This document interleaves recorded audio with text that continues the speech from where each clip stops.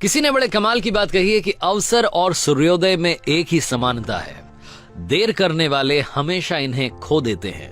Hi guys, मैं हूं RJ Kartik. एक छोटी सी कहानी। ये कहानी है मनीष नाम के लड़के की, जो मिडिल क्लास फैमिली में पैदा हुआ, जो 12th क्लास तक टॉप करता जा रहा था। कमाल का बच्चा, पढ़ने लिखने में सबसे आगे। फैमिली को उस पर गर्व था। फैमिली को लगता था कि ये बच्चा जब बड़ा हो जाएगा तो कुछ कमाल करेगा, हम लोगों की लाइफ बदल देगा, हमारी फैमिली में हैप्पीनेस आ जाएगी, सब कुछ बदल देगा सिर्फ और सिर्फ ये लड़का। लेकिन वो लड़का जब 12th क्लास पास करके कॉलेज में गया तो उसकी लाइफ बदल गई। उसके आसपास ऐसे दोस्त आ गए जिन्होंने उसे बिगाड़ के रख दिया। देर रात तक पार्टी चलने लगी, घर वालों से झूठ बोल करके पैसा मंगाने लगा। घर वालों को समझ में आ रहा था। उन्होंने एक दिन इसको समझाने की कोशिश की, लेकिन मनीष ने घर वालों को डांट दिया कि आप मुझे ज्ञान मत दीजिए, मुझे सब कुछ मालूम है और आपके ज्ञान से बात नहीं बनेगी, आप शांत रहिए, मैं अपनी जिंदगी जी लूंगा। घर वालों ने कुछ नहीं बोला। 1 साल के बाद में जब रिजल्ट आया तो मनीष एक सब्जेक्ट में फेल हो गया, और जहां ये फेल होने वाली बात आई वहीं ये बात इसके ईगो को हर्ट कर गई कि जो लड़का 12th तक टॉप करता आ रहा था वो कॉलेज में जाते ही फेल कैसे हो सकता है।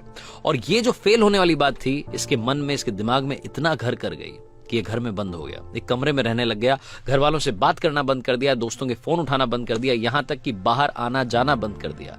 मनीष धीरे धीरे डिप्रेशन का शिकार हो रहा था। ऐसा लग रहा था कि उसकी लाइफ में यहीं पर ही ब्रेक लग जाएगा, सब कुछ खत्म हो जाएगा। मनीष जिस स्कूल में पढ़ता था, जहां से 12th पास आउट की थी, वहां के प्रिंसिपल को जब ये बात मालूम चली तो उन्होंने मनीष को अपने से मिलने के लिए बुलाया, डिनर पर बुलाया।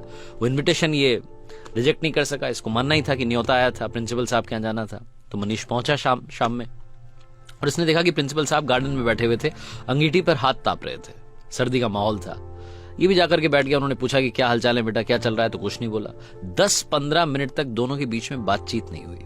तो प्रिंसिपल साहब ने सोचा कि क्या अलग किया जाए। उन्होंने अंगीठी में से एक कोयले का टुकड़ा जल रहा था, उसको बाहर निकाला और धधकते हुए टुकड़े को मिट्टी में फेंक दिया। जैसे वो मिट्टी में फेंका, थोड़ी देर तो धधका, उसके बाद में वो बुझ गया। तब मनीष ने बोला कि सर, ये आपने क्या किया? एक कोयले का टुकड़ा जो अंदर जल रहा था, धधक रहा था, हमें गर्मी दे रहा था, उसको बाहर मिट्टी में फेंक दिया, बर्बाद कर दिया। तो प्रिंसिपल ने कहा कि बर्बाद कहां कर दिया, कौन सी बड़ी बात हुई, वापस इसको ठीक कर देते हैं। उन्होंने उस कोयले के टुकड़े को उठाया मिट्टी में से और वापस लाकर के अंगीठी में डाल दिया। फिर से वो टुकड़ा थोड़ी देर बाद जलने लगा, गर्मी देने लगा। तो प्रिंसिपल ने पूछा कि बेटा कुछ समझ में आया? मनीष ने कहा नहीं।